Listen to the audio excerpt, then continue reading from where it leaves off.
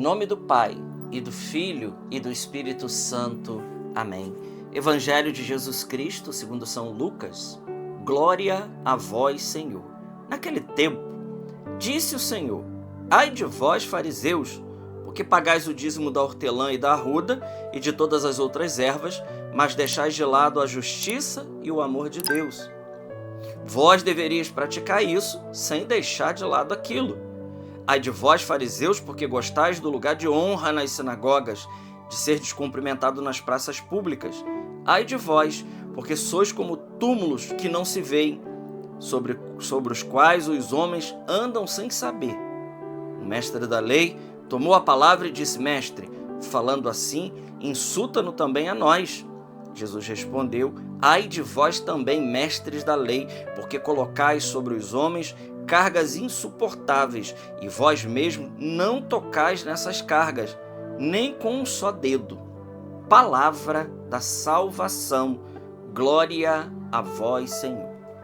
Meus irmãos, hoje, nesse dia 15 de outubro, Evangelho de São Lucas, capítulo 11, versículos de 42 a 46. Hoje, com muita alegria, nós celebramos, uma santa que eu tenho muita devoção mesmo, Santa Teresa d'Ávila, Santa Teresa de Jesus. Então, 15 de outubro, virgem, doutora da igreja. É preciso aqui dizer que a igreja, ela tem muitos santos doutores, 30 e poucos santos doutores, mas nós temos 4 mulheres: Santa Teresinha do Menino Jesus, Santa Catarina de Sena, Santa Teresa d'Ávila e Santa Idelgarda de Bingen. Então, são as doutoras da igreja. No rol dessas poucas mulheres doutoras da igreja, nós temos aí hoje a Teresona, Santa Teresa d'Ávila. Quem foi Santa Teresa d'Ávila? Porque o evangelho de hoje, Jesus aqui, falando os ais, Jesus aqui começa uma série de ais, falando aos fariseus, aos mestres da lei, aos escribas, um pouco continuando aquilo que nós falamos ontem, de uma religião de exterioridade, de uma religião de superficialidade. Jesus aqui continua criticando os fariseus, criticando os mestres da lei, porque eles não faziam aquilo que eles falavam. Não faziam. Eles estavam muito preocupados com o lado de fora e não se preocupavam com o lado de dentro. Meus irmãos, eu volto a dizer aqui, isso é um perigo para a nossa vida espiritual. É um perigo para a nossa vida espiritual. A gente mostra algo para as pessoas que nós não somos. E é daí que vem a palavra hipocrisia. É colocar máscara.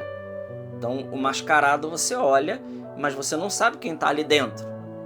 Porque tem uma máscara mostrando algo que ele não é.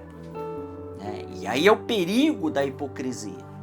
E Santa Teresa d'Ávila, ela que é a reformadora do Carmelo, sim, Santa Teresa d'Ávila junto com São João da Cruz, ela é a reformadora do Carmelo. Mas qual o legado que Santa Teresa d'Ávila ela nos deixou e ela pode nos ajudar no dia de hoje? Qual a mensagem que Santa Teresa ela quer nos dar? Ora, diferente dos outros santos que Deus fez eles santos, mas eles não contaram como foi esse processo, Santa Teresa é uma das poucas santas da igreja. E, claro, quando a gente diz que ela é uma santa doutora, quando a igreja diz que alguém é doutor da igreja, está querendo dizer que nós podemos crer seguramente com fé católica na doutrina que ele ensina. E isso é muito bom para nós, que nos deixa seguros. Então, a igreja, quando declara alguém doutor, está dizendo para mim e para você: olha, a teologia que ele ensina, o caminho espiritual que ele ensina é um caminho seguro. Então, por isso ela é doutora da igreja.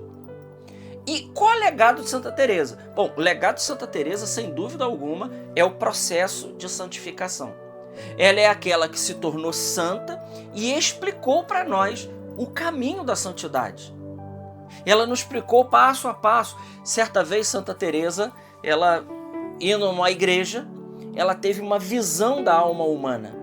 E claro, ela vai contar, né, com os meios que ela tinha na sua época. Ela vivia na Espanha medieval. Nós estamos falando aqui do século XVI, o tumultuado século XVI, né, que é o século da Reforma Protestante, que irá acontecer em 1517, e tantas outras. Estamos falando de uma época também de grandes santos, Santa Teresa, São João da Cruz, Santo Inácio de Loyola, e companhia limitada. Ao mesmo tempo que vem divisão e cisma e heresia e até mesmo apostasia, Deus está levantando muitos santos.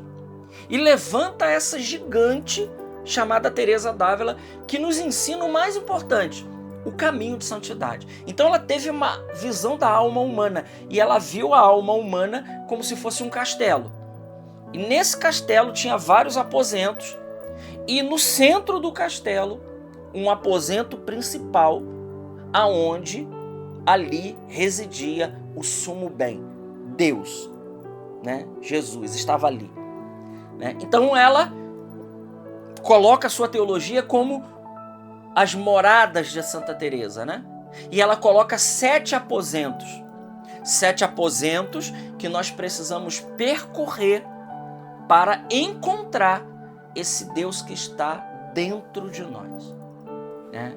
Nós precisamos então perpassar as moradas de Santa Teresa. E aqui não é, quando às vezes a gente ouve as pessoas falar primeira morada, não, é primeiras moradas. É no plural mesmo, porque mesmo dentro dessas moradas, né, ali nós precisamos nos encontrar com várias situações. Então, primeiras moradas, as primeiras moradas, as segundas moradas. Santa Teresa descreve 7. E essas 7ª moradas é um caminho que nós estamos fazendo rumo ao objetivo da nossa vida. Muitas pessoas esquecem qual é o objetivo da nossa vida. Meus irmãos, o objetivo, a finalidade, porque assim, né? Se nós não sabemos a finalidade da coisa, então qualquer caminho, qualquer coisa que a gente faça está valendo. É por isso que a humanidade de hoje está perdida, porque não sabe para onde vai. Ora, é como aquele homem que entrou no elevador e o cabineiro do elevador perguntou qual andar. Ele, tanto faz, eu estou no prédio errado mesmo. Então, se você não sabe para onde vai, qualquer lugar, qualquer coisa está valendo. Mas a finalidade da vida do ser humano é a glória de Deus, é se unir a Deus. Então nós estamos aqui nesse mundo para a glória de Deus, antes de qualquer outra realidade. Antes de sermos engenheiro, pai de família, médico, religioso, um sacerdote, um bispo, talvez até mesmo um papa, antes de tudo isso, nós estamos aqui para a glória de Deus. São Roberto Bellarmino diz que perder Deus é perder tudo, e ganhar Deus é ganhar tudo. Então Santa Teresa, retomando esse pensamento, ela vai dizer que aquele que tem Deus, ele tem tudo. Ora, a quem tem Deus, diz Santa Teresa d'Ávila, nada falta, só Deus basta. Então ela descreve esse caminho de santidade, né? Cada morada, por exemplo, ela diz que o caminho para entrar no castelo, é viver o estado de graça. E aqui é dolorido isso, né? Mas nós percebemos que muitas pessoas sequer entraram no castelo. Olha, se nem entraram no castelo, estão do lado de fora do castelo, quanto mais chegar ao aposento principal, né, lá nas 7ª moradas. Que claro, 6ª e 7ª morada é para aqueles que Deus chama. A gente sabe disso, né? É para aqueles grandes santos, Santo Inácio de Loyola, um santo de 7ª morada, Santa Gema Galgani, Santa Teresinha do Menino Jesus, Santa Teresa d'Ávila, né? Padre Pio. Nós estamos falando de gigantes, que Deus escolhe almas eleitas assim para levá-la. Mas que é verdade é que Deus chama a todos para a santidade. Há um chamado universal, vai dizer a Lumen Gentium, documento sobre a Igreja do Concílio Vaticano II. Também a Sagrada Escritura diz: a exemplo daquele que vos chamou, sede vós também santos, porque eu sou santo, diz o Senhor. Então Santo Agostinho diz que Deus ele não nos obriga ao impossível. Se ele nos chama, ele nos dá a graça para alcançar, porque na realidade tudo é graça. Tudo é graça. É Deus, é Ele que nos chama, é Ele que nos santifica. Então, muitas pessoas estão do lado de fora do castelo. Qual é a entrada para o castelo? A entrada para o castelo é deixar o pecado mortal, né? Viver uma vida, um estado de graça. Então, todos aqueles que abandonaram o pecado mortal, né, e começaram a viver o estado de graça, esses aí entraram no castelo. E claro, Santa Teresa aqui, depois ela vai discorrer, né, as segundas moradas. As segundas moradas é aquele que começou a ter vida de oração. E para Santa Teresa a oração não é terço, não é missa, não é breviário, não é liturgia das horas, não é nada disso. Para Santa Teresa, quando ela trata de oração, ela está falando de oração pessoal. É aquela que a gente recebe, é claro, a gente recebe também graças atuais em vários outros momentos da nossa vida, mas ela valoriza muito a questão da oração vocal e mental, que ela diz que é a mesma coisa, né? Então Santa Teresa nos leva para esse caminho de lucrar graças atuais para ir crescendo em virtude e ir caminhando. Aí, claro, né, a segunda morada ela fala que aqueles que começaram a ter vida de oração, especialmente a meditação, né, e por aí vai, até chegar a um caminho, né, de uma oração de recolhimento, de uma oração de recolhimento infuso daqueles aquelas almas que já estão, né, com odor de santidade, né? Mas tudo isso passando por um processo de crescimento de virtude, né? Então veja, a conversão, né, e claro, Santa Teresa ela não é teóloga, então ela não destrincha a coisa, né,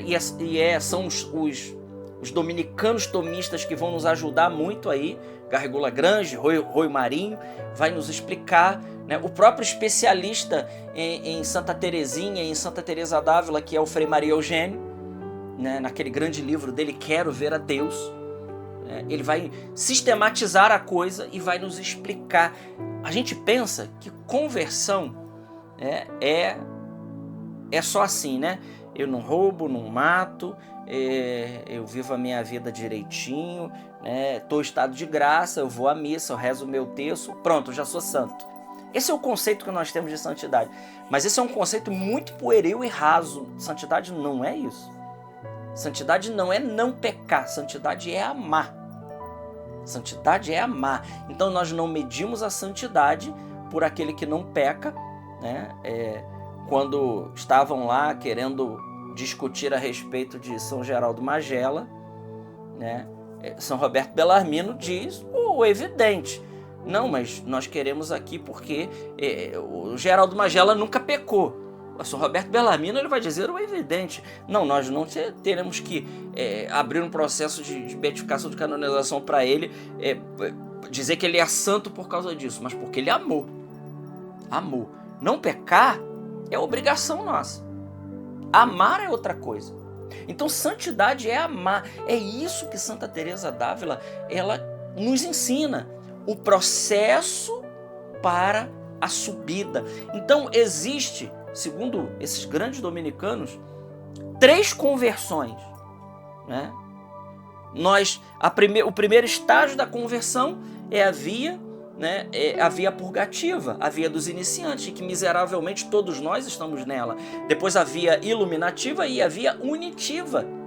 Colocando isso na teologia de Santa Teresa, nós colocamos aqui primeira, segunda e terceira morada via purgativa, quarta e quinta morada via iluminativa e sexta e sétima morada nós colocamos a via unitiva, ou seja, o matrimônio espiritual. Veja que caminho que nós temos. Então aquele que se acha já convertido, muito santo, né, não entendeu nada o processo de conversão.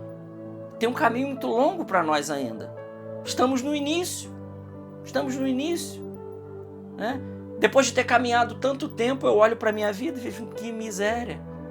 Já caminho há tanto tempo com o Senhor e não cheguei lá. Não cheguei mesmo. Estou longe de chegar, mas estamos lutando. Estamos lutando porque entendemos o processo de santidade. Esse é o legado de Santa Teresa d'Ávila. Nos mostrar o caminho de santidade. Irmãos, eu teria muito aqui a falar de Santa Teresa, porque conheço Santa Teresa, mas nosso tempo não dá. Então eu vou deixar aqui, nessa meditação do Evangelho, no dia de hoje, de Santa Teresa d'Ávila, que você conheça principalmente as suas principais obras, né? Caminho de Perfeição, Livro da Vida e Castelo Interior, Moradas. Eu diria para você, né, não comece pelo Castelo Interior. Se você quer ler Santa Teresa, comece ou pelo Caminho de Perfeição ou pelo Livro da Vida. O Livro da Vida, que é a biografia dela. Quer conhecer Teresa d'Ávila? Leia o Livro da Vida. Lá ela mostra, ela diz quem ela é, ela fala do seu processo de conversão. É algo maravilhoso que vale muito a pena. Glória ao Pai, ao Filho e ao Espírito Santo, como era no princípio, agora e sempre. Amém. Salve Maria Imaculada, Santa Teresa d'Ávila, rogai por nós.